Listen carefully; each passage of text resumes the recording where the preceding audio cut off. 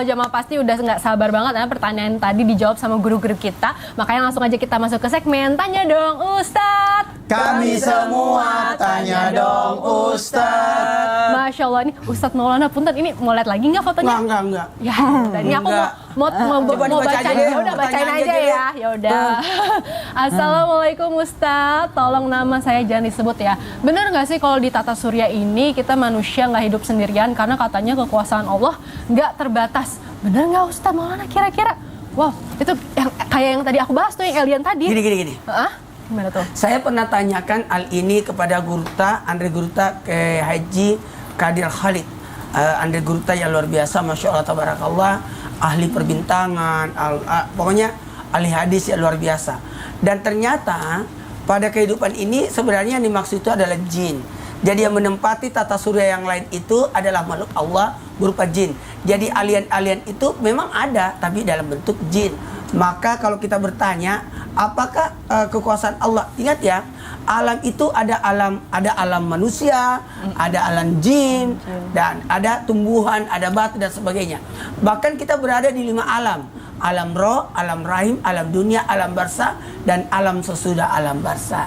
Jadi kalau bicara tentang itu, ada kok di surah Al-Muluk di awal-awal ayat itu apa ya, Najah? A'udzu billahi minasy syaithanir rajim. Bismillahirrahmanirrahim. Tabarakalladzi biyadihil mulku wa huwa ala kulli syai'in qadir. Ya, terjemahnya? Maha suci Allah yang menguasai segala kerajaan dan Dia maha kuasa atas segala sesuatu. Masya Allah. Maha kuasa atas segala sesuatu. Bahkan kita dalam surah Al-Fatihah, Alhamdulillahirabbil alamin. Alhamdulillahirabbil alamin. Maha suci Allah yang menguasai segala apa? Segala puji hanya Allah, seru sekalian alam. Tuh.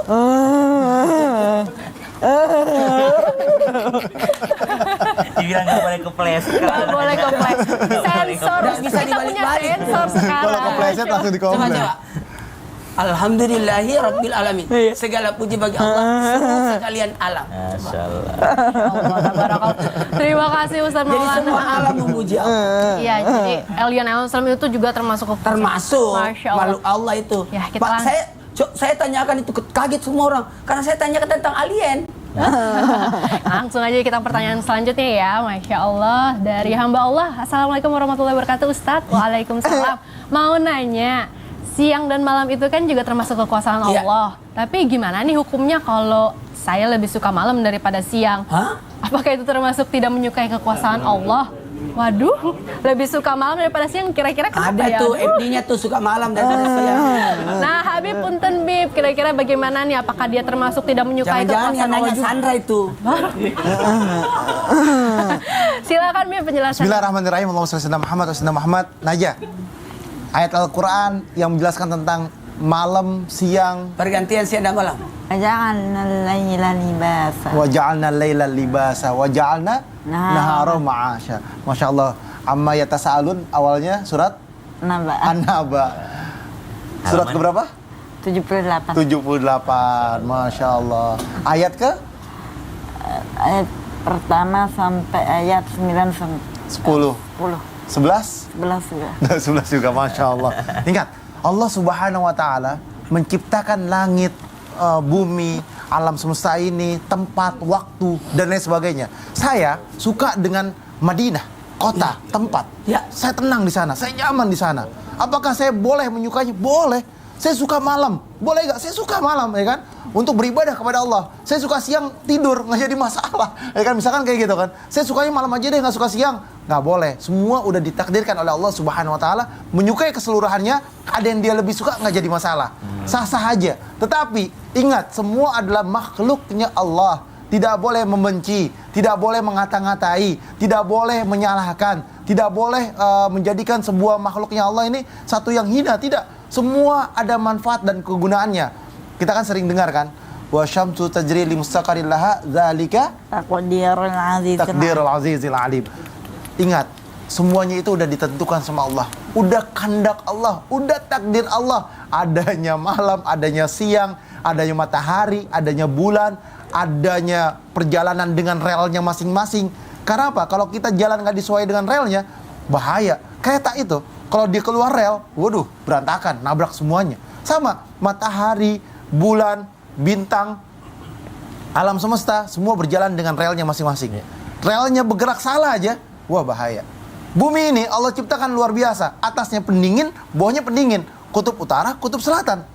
Ya kan? Semuanya udah ditentukan sama Allah. Ada pendinginnya, ada panasnya di daerah padang pasir, ada daerah yang tropisnya, ada daerah saljunya, ada daerah yang kita nggak ada saljunya, tapi ada curah hujan yang tinggi dan lain sebagainya. Itu semua kehendak Allah. Untuk apa? Membuat alam semesta ini berjalan sesuai dengan kehendak dan ketentuannya. Keseimbangan, Masya Allah Ustaz Maulana. Kesinambungan. Iya. Masya Allah. Sehingga apa? Sehingga berjalan dengan aturannya Allah. Kita hidup di dunia. Kalau kita ikuti atau menjalankan aturan Allah, selamat kita, hebat kita, seneng kita. Tapi kalau kita nggak mengikuti aturan Allah, celaka kita, binasa kita, dihukum sama Allah. Kalau mau surganya Allah, ikuti aturan Allah. Kalau masuk dalam nerakanya Allah, berarti kita ngikutin setan. Melanggar aturan Allah. Semoga Allah masukkan kita dalam surganya Allah Subhanahu wa taala. Amin ya Allah ya rabbal alamin. Terima kasih Habib penjelasannya. Alhamdulillah jamaah. Sekarang kita akan melakukan muhasabah lalu ditutup dengan doa dan akan dipimpin oleh guru kita Ustadz Syam. Silakan guru. Baik, bismillahirrahmanirrahim. Jamaah Islam itu indah dimuliakan Allah Subhanahu wa taala. Suatu ketika diriwayatkan bahwasanya Imam Sayyidina Ali radhiyallahu anhu warḍah karramallahu wajhah pernah menyampaikan bahwasanya beliau tidak perlu untuk diundang ke alam malakut atau alam malaikat, di mana alam malaikat ini mesti daripada melihat kekuasaan Allah semuanya terbuat daripada intan permata. Namun apa kata Sayyidina Ali karramallahu wajhah? Saya tidak usah pergi ke sana untuk yakin akan keberadaan Allah Subhanahu wa taala. Saya tidak usah berangkat ke sana untuk yakin akan kekuasaan Allah Subhanahu wa taala. Saya tidak perlu melihat malaikat dengan kasat mata untuk yakin adanya Allah Subhanahu wa taala. Saya cukup melihat seekor nyamuk saja. Seekor nyamuk itu adalah tanda kekuasaan Allah yang luar biasa. Binatang sekecil nyamuk pasti mempunyai lambung, pasti mempunyai jantung, dan jantungnya ini pasti ada sel-sel syaraf-syarafnya lagi. Subhanallah. Dan dari sana ada lagi urat-uratnya. Bagaimana bisa terjadi ada binatang sekecil itu kalau tidak ada yang menciptakannya yang maha kuasa, yaitu Allah Subhanahu wa taala. Maka kata Sayyidina Ali, saya nggak perlu jauh-jauh ke alam malaikat, saya nggak perlu jauh-jauh melihat besarnya dunia ini, saya nggak perlu jauh-jauh terbang keluar angkasa untuk melihat bintang-bintang. Saya hanya melihat makhluk Allah yang sangat kecil. Lalu saya memikirkan bahwasanya makhluk Allah yang kecil ini pasti punya lambung, makhluk Allah yang kecil ini pasti punya jantung, makhluk Allah yang kecil ini pasti punya paru-paru, makhluk Allah yang kecil ini pasti ada retina matanya. Dan ini tidak mungkin terjadi kalau bukan yang maha kuasa yang menciptakannya. Bagaimana mungkin seekor nyamuk bisa berkembang biak, seekor semut bisa berkembang biak, mereka bisa membangun istananya, dan itu semua atas petunjuk Allah Subhanahu wa taala. Maka hari ini kita belajar dengan sangat bahwasanya ternyata idza arada syai'an ay yaqula lahu kun fayakun. Kalau dia Allah sudah berkehendak, cukup Allah katakan kun, jadi, maka jadilah segala sesuatu tersebut. Bagaimana mungkin seseorang masih meragukan Allah Subhanahu wa taala padahal dia hidup di dunia, dia tidak tahu, dia lupa ketika dia berada dalam perut ibunya, dia masih ada di alam rahim, alam ruh, mereka lupa semuanya. Itu semua adalah kehendak Allah Subhanahu wa taala. Bismillahirrahmanirrahim. Alhamdulillahi rabbil alamin. Allahumma salli ala sayyidina Muhammadin nabiyil ummi wa ala alihi wa sahbihi wa sallim. اللهم أرنا الحق حقا وارزقنا اتباعه وأرنا الباطل باطلا وارزقنا اجتنابه.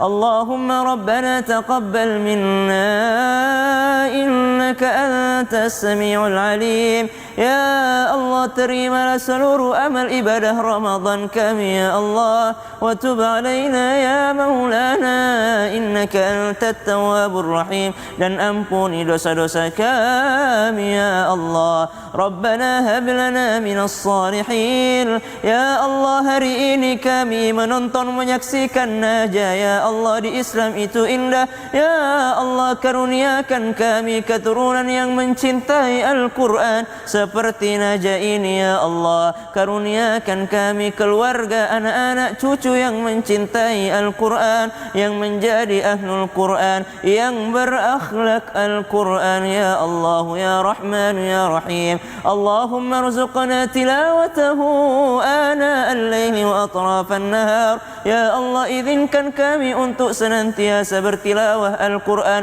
siang dan malam ya Allah. Allahumma dzakirna minhu ma nussina. Ya Allah, ingatkan kami ketika kami lupa dengan ayat-ayat-Mu ya Allah ya Arhamar Rahimin. Rabbana atina fid dunya hasanah wa fil akhirati hasanatan wa qina adzaban nar. Wa sallallahu ala sayyidina Muhammadin walhamdulillahi rabbil alamin. Alhamdulillahirabbil alamin. Terima kasih guru. Alhamdulillah jamaah, demikianlah perjumpaan kita hari ini. Masya Allah, semoga ilmu yang kita dapat bisa bermanfaat dan kita bisa amalkan di kehidupan kita sehari-hari. Terima kasih banyak sedalam-dalamnya untuk guru-guru kita di sini, Masya Allah, dan juga Najah, ensiklopedia Al-Quran. Masya Allah, kamu luar biasa. Terima kasih juga untuk jamaah yang sudah menonton Islam Itu Indah. Akhir kata, Betari mohon pamit undur diri dan mohon maaf apabila ada salah kata. Wabillahi taufiq wal hidayah. Wassalamualaikum warahmatullahi wabarakatuh. Waalaikumsalam warahmatullahi wabarakatuh.